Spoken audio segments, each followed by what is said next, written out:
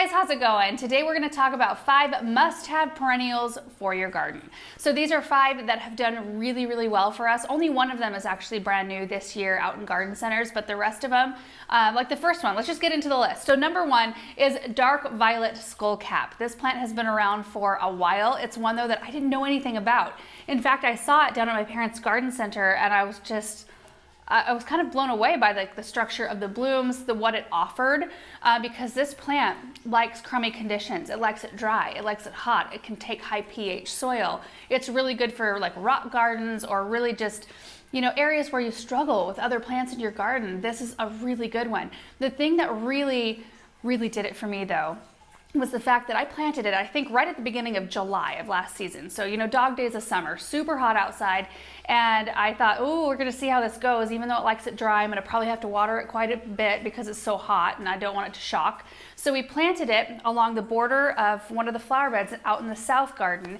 And I watered it in that day, as I do everything else, but I never ran drip to it and I never watered it again the rest of the season. Now it did get overspray from our grass sprinklers because, you know, we have the grass pathways out there. And I don't know how much that amounts to. It's just like a little overspray when the grass is watered, but that plant performed like none other. It was so beautiful. When I planted it beginning of July, it did have a few blooms on it. So I would say it probably started blooming in June, like toward the middle or latter part of June. And then shortly after we planted it, loaded, like absolutely loaded with these purple blooms that just, it's like this bright, deeper purple. I can't even describe it. I think I've got lots of pictures though, so you can see what they look like, but they were in full bloom like that for the rest of the season to hard frost. I mean, with no extra supplemental watering for us. They do not want to be fertilized. This plant, I think it grows about 6 inches tall or so. So when I planted them, they were about the mature size that they're going to reach. And they did bulk up, like they'll spread out 10 to 12 inches or so, but it's not a type so far. Now I haven't had it in my garden for too long. But from what I have read about it and what I've seen other people's experience with it, it doesn't like spread everywhere like wildfire. So it's a very easy one to tuck into the edge of a border and just have it be this like really beautiful accent plant. I actually think it would be a really perfect one to add into a container because of the fact that it likes to be on the drier side. I mean, you could put together a really fun, like maybe sempervivum container, or maybe even pairing it with the superbells might work because superbells like to be on the dry side as well. I don't know. I think there's a lot of applications to use this plant, and I was very much so impressed by its performance. It also attracts all the pollinators. I saw honeybees on it. I saw like little flies, you know, that pollinate, and then I also saw hummingbirds. The hummingbirds were attracted to this tiny little plant. The blooms are kind of elongated. You probably already saw in the pictures. They almost look like a really large lobelia bloom, right? If I'm remembering a lobelia bloom structure, they look like, or a penstemon bloom. They kind of just have that long tube structure and the hummingbirds love them. They are resistant to rabbits, which may be a thing that we have to start thinking about. I saw like the little cottontail little bunny. I saw a couple of them last year for the first time. So we'll see if the population kind of booms for us. But they're a zone 5 through 8. And it might just be me, but I feel like it's few and far between when you stumble upon a new variety of plant. Maybe it's been a plant that's been out for a while like this one, and you just haven't noticed it or paid attention or whatever the case may be. But you pick some up, you put them in your garden, and they just thrive. Like they just love their location without any deadheading, no fertilizing, no supplemental water. I mean, that is rare, I think, at least in our area. So I'm gonna be adding more of those because I wanna up my ground cover game anyway, and they kind of act as that without being aggressive and that sort of business. Number 2 on our list is another one that's very low maintenance, does not require any supplemental watering, does not wanna be fertilized, and does not need to be deadheaded, and that's the Coraljade Sedum. This one is not brand new this year. It might have been last year or the year before, and it's got a little bit more of a tight, like it looks more dense than some of your upright sedums. You know, a lot of the upright sedums come up kind of more vase-shaped, you know, and this one has a round appearance, and it grows about like 16 to 18 inches tall. I'm roughly guessing here, maybe 25 to 30 inches wide. So I mean, it's a pretty decent sized sedum, like that right there. But the color of the leaves with the color of the blooms is what I love about it. So it's got this really like medium, rich, sagey green colored leaves, and then the buds of the flowers, when they're initially opening, they're kind of this citron green, and then they open up to a soft coral. So you've got that kind of rich sage with that soft coral, and it's such a beautiful blend. It just looks peaceful to me, and I love that. It ended up in a few different locations in our garden last year, my favorite being along one of the grass pathways in the south garden again. I took a picture of the plant. Well, I was actually taking a picture of our flower shed, but the plant is kind of what shines in this picture. It's surrounded by some apricot colored flowers and creamy white, and that coral, just that whole blend. I'm loving how that whole area is turning out, and I want to add more coral jades to that spot because they're just so easy to care for. When we initially put the coral jades in, I had run some drip line around the plants, and we ended up taking it all out because I think they're close enough to the edge of the grass that they're also getting a little bit of overspray. It's plenty of water for them. If you give them too much, you know, of course they'll start to rot out or flop over or that sort of thing, but they're just one that can take or actually prefer crummy soil. They want crummy soil. They can also do high pH, which is what we have.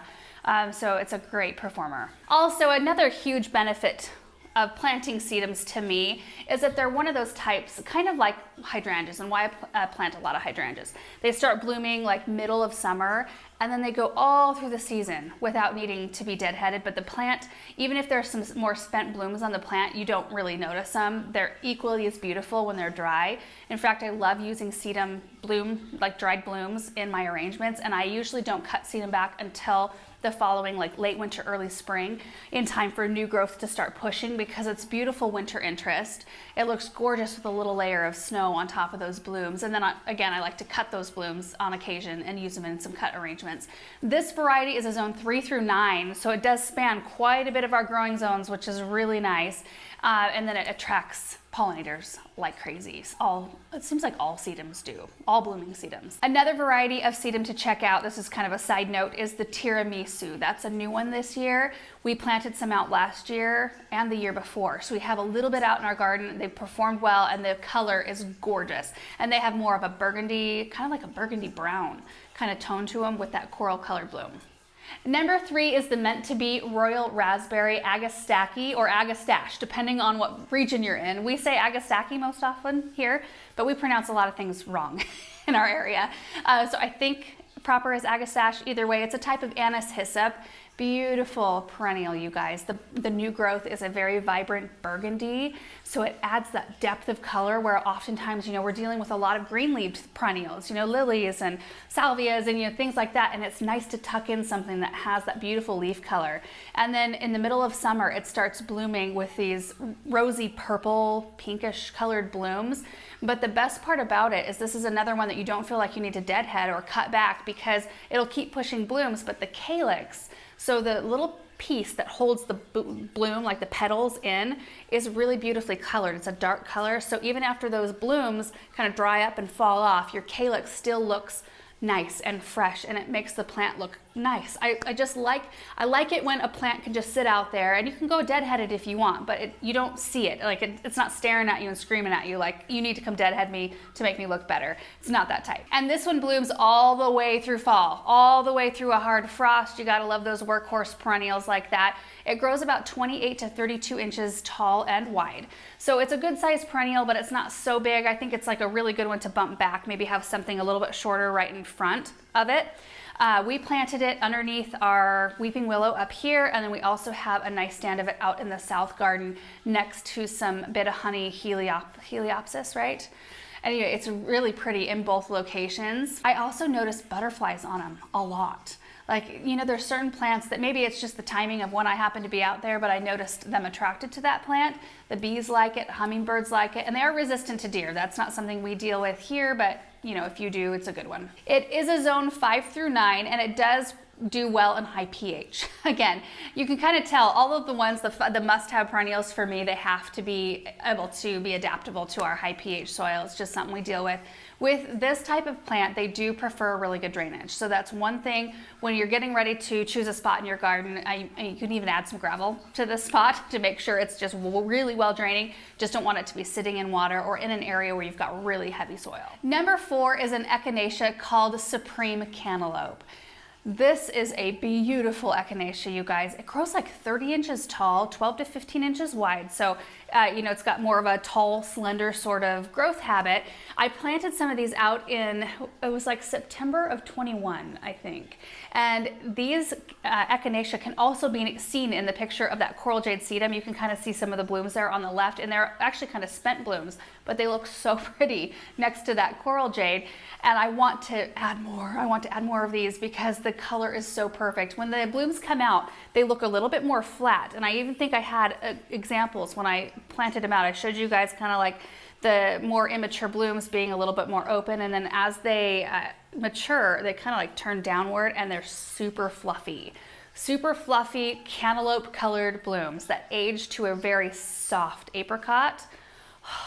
They're so pretty. And Echinaceas are another one that are super great here. They like it hot and dry once they're established. I do notice in the first stages they do want to be kept just a little bit more moist, but not too moist. They can, you know, they don't like a lot of moisture. They can rot out that way, but they just are those workhorse. Again, they'll start blooming in June, end of June, and then they go all the way through a hard frost. Usually, some years we won't deadhead them at all because I like the winter structure that Echinacea bent blooms leave. They usually have very strong stems, which this variety does, so it's really good for flower arrangements, and they're long, very long, sturdy stems. It can be kind of hard to find that, and so they make for great cut flowers. I'd actually like to add a little patch of these in our cut flower garden specifically for cutting. But some years we'll go in and deadhead just that first flush of blooms, which does help with reblooming. You know, the plant's not sending energy into those spent blooms trying to create seed and all of that business. You just eliminate that, and then they can send energy into producing even more blooms for you through the season. And then as you get closer to the end, you can start leaving some of those blooms up and not deadheading and letting those be your winter interest and forage for wildlife as well. Echinaceas attract all the pollinators, even the doubles. You know, a lot of double flowers tend to not be as attractive to pollinators, but I noticed pollinators on this variety. These are a zone 4 through 10. I don't see many perennials that span that many zones. That's pretty incredible. They're also resistant to deer, for those of you who deal with that. So the first 4 we just talked about all are sun-loving perennials. This last one, number 5, is a part shade to shade-loving perennial called On Lungwort. Absolutely beautiful, tough perennial. I've put ours that we have in our garden through the paces. I mean, it was planted underneath initially our crabapple tree when we still had like the fence section up there, and we had a little fountain, and I planted it up there. It looked really pretty in that spot. It kind of got filtered sun, and then I had to dig them up after we decided to kind of tear out that whole front garden. I dug them up, moved them to the west side garden, and it's like they were meant to be in that second location. They just took off. I mean, there was never a moment where they acted resentful for being moved. They just did it and took off growing. They have sort of a Brunnera vibe, except for their leaves are more narrow and a little bit long. So they've got the green leaves with the silver speckling. You know, the Brunnera have the big, bold leaves, and that's another great perennial. It should be on my list too, but I talk about Brunnera a lot. It's just a beautiful color, but the lungwort adds that sort of color in a little bit smaller of a package, which sometimes we need. Also, the blooms add a lot to this plant. So they bloom in late spring. They send up these stalks where the buds are a salmon pink color, and then they transition, the blooms open and they transition to a rich blue. So at really any given time, this plant looks like it has 2 colors of blooms on it, pink and blue. It's really interesting to see. It almost reminds you too of like borage. You'll see borage blooming in pink and blue, and it's kind of the same tones.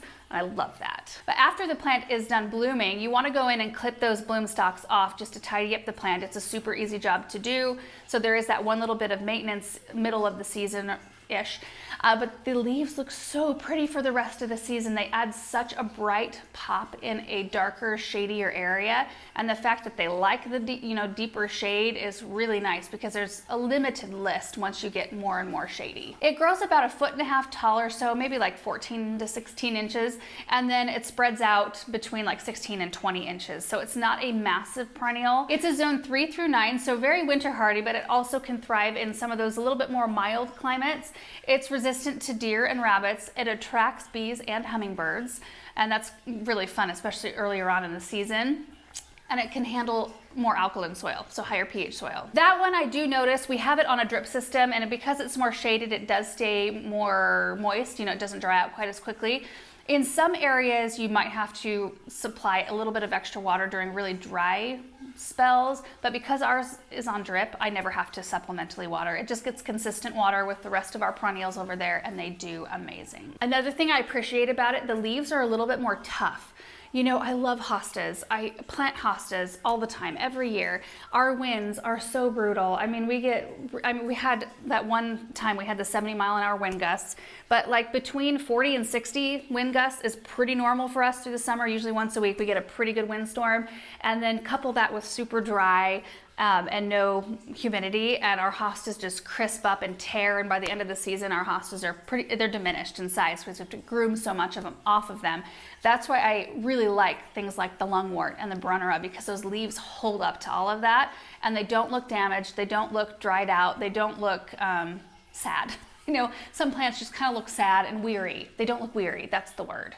They just look happy. And you guys, that is it for my list today. Those are 5 must-have perennials for your garden. If you haven't tried any of those particular varieties and you see them, I recommend you give them a try because they just are really good plants. Thank you so much for watching this video. I hope you enjoyed it. Have a great day. We'll see you in the next one. Bye.